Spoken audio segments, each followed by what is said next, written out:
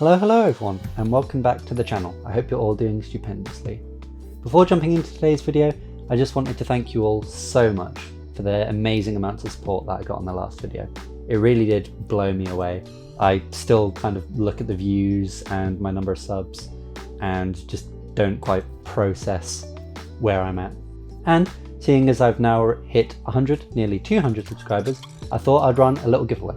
So make sure to watch the video and you'll find out all the info on how you can enter and what you can win. I also want to know that even though this video is in no way sponsored by Parabellum, I am a member of their Vanguard scheme, meaning I do help them out when it comes to community building, making content for the game, all that sort of stuff. That being said, however, all views are always 100% my own, and I'm always going to keep it this way, as I feel it's more important to be able to express my own views, honestly. Anyway, now that all that stuff is out the way, let's jump into today's video. Far to the north of Eir, beyond the monster-infested northern seas, lies Mannheim, home of the Nords. These people lead a savage and relentless war against their southern cousins. It is a war of raids and plunder, a war of countless battles and bloodshed, but above all, it is a war of vengeance. Mannheim is no stranger to turmoil and violence. Traditionally, this has been the case due to necessity in a way, but lately the power struggles in the north have a deeper foundation. Traditional positions of influence have been shifting hands between different groups, and there is a war being waged on the very hearts of the Nords, no less bloody than any other conflict with Mannheim. Ossosime Dormdottir is considered a key figure in this new war. After a recent visit to his town on the southern shores of Mannheim, Ossosime has recruited Jarl Thorlar and his forces to her cause. Their task? To venture southwards to enact raids in her name on their southern cousins. How will the forces of Jarl Thorlar grow and fare in the coming battles? Find out in my path of conquest.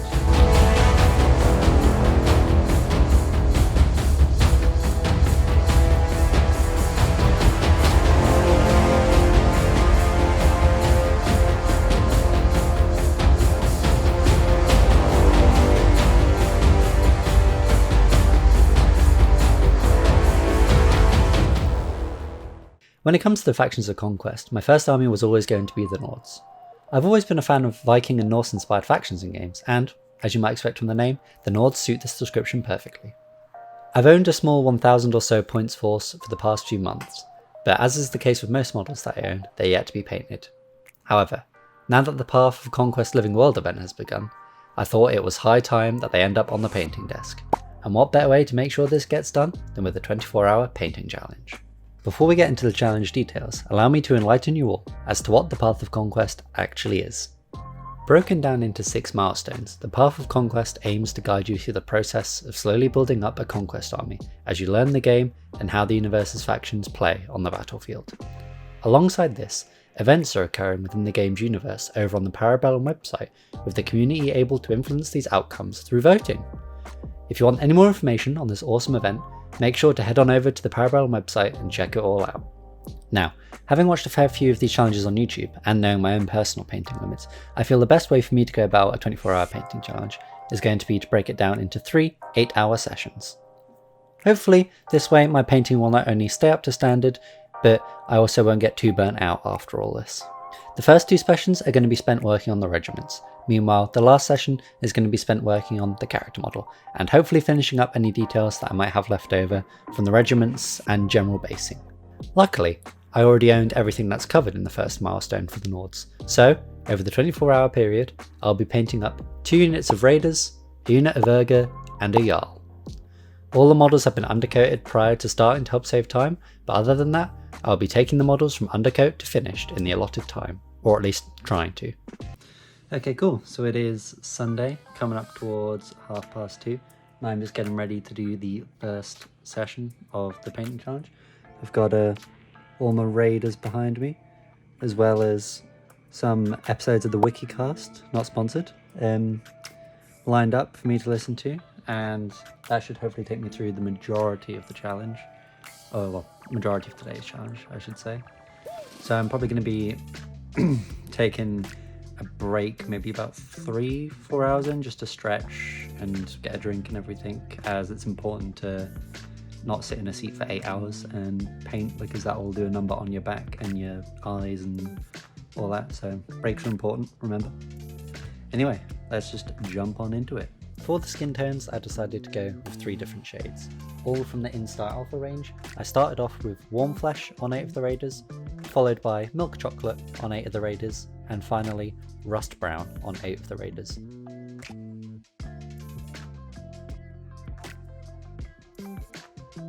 One of the units that will be forming the core of this army. Raiders are the members of Nord society who have earned enough renown to warrant a place on raiding vessels. Hardened in battle against their southern cousins, Raiders are no pushovers in melee combat, with the ability to reroll all failed hits.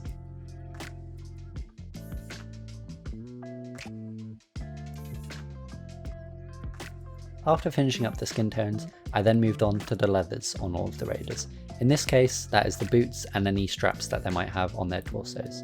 For this, I decided to opt for Mournfang Brown from Citadel.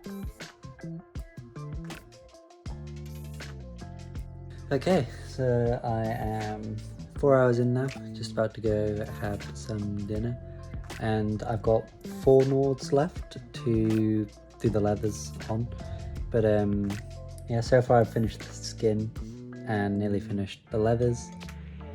Rather unsurprisingly, it's taking a lot longer to paint 24 Nords than I thought it would. So for that reason I'm glad that I've got extra time in the other sessions, most likely, because I'll only be painting 3 Urga, as that's how big a unit is, and just the 1 character in the final session. So hopefully I should be able to finish them off in those sessions, as it really does not look like I'm going to get them finished off in this one. But still need to press on. Hopefully I should be able to get them at least base coated and maybe washed, but I definitely don't think there's going to be time for much highlighting, if any, during this session. But yeah, let's go have some food and I'll get back to painting afterwards. After finishing off all of the Nord's boots and skin, I didn't have much time left in this first session, so I decided to go with the furs that are generally found at the top of the boots and towards the bottom of their shirts. For this, I went with Xandri Dust from Citadel. Now, unfortunately, my phone had decided to switch to portrait mode for the rest of the painting session, seemingly across all the days, as I've only just noticed whilst editing this. So unfortunately, this is the sort of angle that all the time lapses in this video are going to be. Luckily, there aren't very many of them, but I really do apologise for it, and hopefully I will bear this in mind next time I do any sort of similar challenge. So at this point, I really still didn't have much of an idea of what I wanted the overall look of the Raiders to be in the end. I noticed there were a lot of metal on the models, so I wanted something that was going to kind of help desaturate, I think, as I knew I wanted the metals to be quite dull. So even though I decided in the end to go for some of the brighter colours on the paint spectrum, I kind of found that after it all had a wash, it was all nice and dull. But yeah, that was kind of my thinking about the whole scheme, as you'll see when we get to the end of day 3. Okay, cool. So it is Monday, the next day on from the Raider painting. So today I'm going to be starting things off with the Urga. Not quite sure what I'm going to do with them yet in regards to skin tone, so I'll figure that out. But hopefully they shouldn't take too long to at least get fully based and washed, and then I'll be able to hopefully move back on to do some more on the Raiders before finishing it up. But it is nearly 20 past 4 in the afternoon, so it's going to be another late one. But yeah, anyway, let's get on with the painting. Much like with the Raiders, for the Urga I also decided to start with the skin. With these I decided I wanted 3 different skin tones, starting off with Pterodon Scale Green from Citadel, followed by Cantor Blue from Citadel, and finally Demonette Hide, also from Citadel. For this I just wanted to have a nice variety in skin tone on the Urga as well, to help show that the Urga can come from all sorts of different backgrounds, and also the fact that they're all going to come from different families, helping to reflect their sort of demigod-like status within the lore of the world of Conquest. Occupying a strange place within Nord society, Urga are the exalted progeny of demigods, and are as powerful as they look. Urga are one of the heavy-hitting units in the Nord roster, with a cleave of 2 allowing them to cut through even the heaviest armoured units in the game.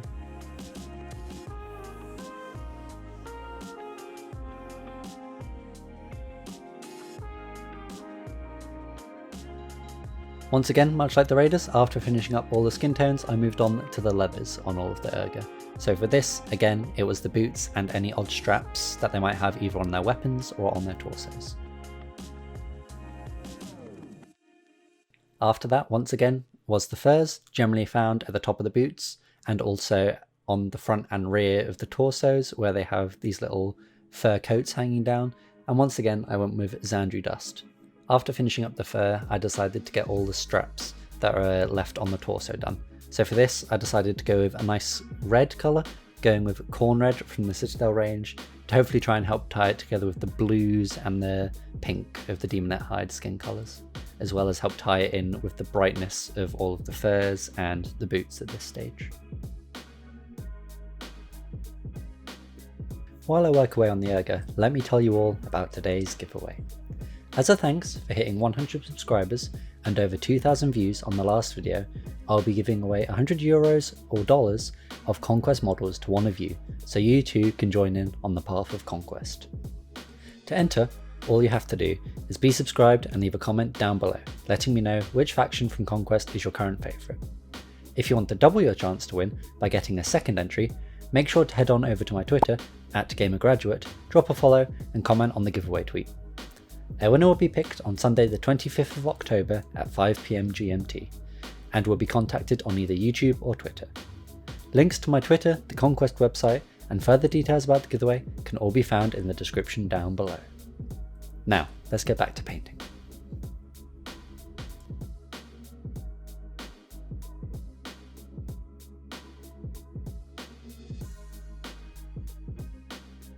After that were the finishing touches for all the torsos, which in this case was all the metal plates and the weapons themselves. So for this I just went with lead belcher, also from Citadel. Finally, to round out the session on the Urga was all the woods of the weapons, and for this I just used Dryad bark from Citadel. After this it was just catching any of the tiny little details, such as the hair, with which I went with several bright scale 75 colours, such as Surfer Orc Flesh and one or two others, as well as some little leather straps here or there that I'd missed earlier, or metal face plates for those that are wearing masks. Okay, cool. So it is the end of paint session number 2, day 2. Did reasonably well, to be honest. The Urga are all base coated and washed, and I was able to do some more on the Raiders. So tomorrow will be the final session where I'll be cracking on with the Jarl. So as it's only the one miniature, he shouldn't take too long at all. So I imagine the plan is going to be speed through fully base coating all of him, finish base coating the Raiders, and giving them a wash, and then see how much time I have left for any highlights. I'll probably focus on getting the highlights done on the Jarl at the very least, and maybe the Urga, but I don't think I'm going to have much time at all to highlight the Raiders. But we'll see how it goes, so I'll catch you all tomorrow. Okay, so it is day 3, about to start session 3, so it is now the Tuesday. So yeah, 8 hours left to go, and I'm going to be working on the Jarl to start off with for this one. So I've sub-assembled him, as I felt that would be easier with the cloak and everything. The Jarl definitely shouldn't take very long at all to get base coated, because obviously it's just a one miniature. So once they're base coated and washed, I will probably stick the washes on the Urga as well, and then paint some more of the Raiders. I'm going to be really surprised if I do manage to actually finish everything. It would be a Herculean feat, to say the least. Now I fully expect the Raiders are probably just going to end up being washed and maybe 1 or 2 highlights, probably not though. I'm definitely going to focus on getting the Jarl highlighted and the Urga as well, because they're bigger pieces, as the Raiders aren't going to take too much notice of. But yeah, time to crack on with it. For the Jarl, I decided to sub-assemble him, leaving his torso and his legs in 2 separate parts. So for this, you'll only be seeing the legs. However, when we get to me having put the model together, I'll talk through all of the colours that I've used on which sections. So for the legs, I started off by painting the stonework that the Jarl himself is standing on, using Mechanicus Standard Grey from Citadel. After doing all the stonework, I decided to work on the leather boots, and for this I was once again using Mornfrang Brown. With this I decided to do all the areas around the straps on the boots, as I wanted the straps to be a different kind of leather, to try and help make that detail stand out when looking at the model. After the boots were the trousers, which I used Xandru Dust from Citadel. So as you can see, the whole model has been finished here, so I'll talk you through the rest of the colours. So on all of the metal areas, such as the trim of the cloak, I decided to use Balthazar Gold from Citadel. For the metals that I didn't want to be gold, I've used Lead Belcher from Citadel. For the red on the shield, I decided to go with a bright red, which is Mephiston Red from Citadel, as I realised the logo on the back of the shield reminded me a lot of the Manx flag, so I decided to paint it up in homage of that. The skin, I decided to use Bugman's Glow from Citadel, and for the hair I once again used Xandru Dust to give it a nice blonde look. For the horn I used Screaming Skull from Citadel. For the cloak that he is wearing that is trimmed by the gold, it is Brain Eater Azure from scale 75. Then is the shirt, which is just above the chainmail you can see, which is Jade from scale 75. Then finally is the Jarl's cloak itself, which I used Corn Red for to give a different shade of red. Now you'll notice the hand is also missing here, and that's because I decided to paint up the weapon and the bit of the arm it was on separately, just because I felt it would be easier, and that way I wouldn't accidentally spill over onto any other parts of the models. So for this I just used Lead Belcher on the metal, Dryad Bark on the wood, and gold on any parts of the metal that I wanted to pop out, with the flesh also being Bugman's Glow. Now that the Jarl was all done, I gave him a wash all over. So all of the model got a wash with Agrax Earthshade, including the stone, except for the metal. The metal I decided to just use Nuln Oil to help dull it down a little bit. After washing the Jarl, I moved on to washing the Urga, who all, much like the Jarl, got a complete douse with Agrax Earthshade, and then any metals got hit with Nuln Oil. Whilst the Urga and the Jarl were drying, I decided it was time to work back on the Raiders and get them finished in the base coating section. So I started by doing the trousers for them. So 12 of the models got painted with Caliban Green from Citadel on their trousers. Meanwhile, the other 12 got painted with Cantor Blue for the trousers, as I wanted to be able to distinguish between the two units if I decide to run them as two separate blobs over one big blob in any of my games. Okay, so I'm about 4.5 hours in now to the third session. The Urga are now all washed, along with the Jarl, who's fully based and washed, and I've just finished putting the finishing touches on the trousers for the Raiders. So I've gone with 12 that have green and 12 that have blue, just so I can tell the two different units apart in games where I decide to run them as two separate units. Gonna take a little break now for some food and to rest my eyes and my back a little bit, but when I come back to it, I imagine I will start highlighting the Jarl, as I want to try and get him done, and do some more on the Raiders. And yeah, I mean, I reckon I might be able to get the Raiders fully based, and if I'm lucky, washed by the end of this, but definitely don't think it's going to be a parade ready army by any means, barely a battle ready. So but we will see how the next 3.5 hours go. So I'll catch you all in a little bit. The break over, I decided it was time to continue working on the Raiders, as I kind of realised by this point that I was very unlikely to get the entire army finished within this 24-hour period. So I decided I would settle with getting it all base coated and washed, and then finishing the rest of it up in my own time. So with the Raiders, I next move on to the torso, which I used Stegodon Scale Green for all of them. After that came the belts that the Raiders will wear around their waists, or sometimes even some of them across their torsos, and for this I used Tuskor Fur from Citadel. After that was all of the metals for the Raiders, as quite a lot of them have discs alongside weapons and helmets, and there's just metal all over these models, to be honest. So for this I just used Citadel's Lead Belcher and completely went to town. You'll also notice on the unit leader here that he has got some skulls in his sword, And for this I decided to go with Xandri Dust, as I wanted them to be literal skulls of his enemies over kind of an ornamental design that had been worked into the blade. After all the metals, I decided to do the kind of raiders' sleeves, arms, whatever you want to call it, the ones that are all wearing sort of cloth on that sort of area. But for this I decided to use pure brown from Instar Paints. After that was the shoulder pads that the raiders are wearing. Now I decided to use a combination of the same colours across all of them, as you're only going to see the one of them here. But I decided to have the outer sort of areas be Mournfang brown, as I decided they would be more leather-like. Then the innermost areas, I decided to go with Word Bearer red. And finally for the very central area, I decided to use Yakiro or Jakiro orange from Citadel.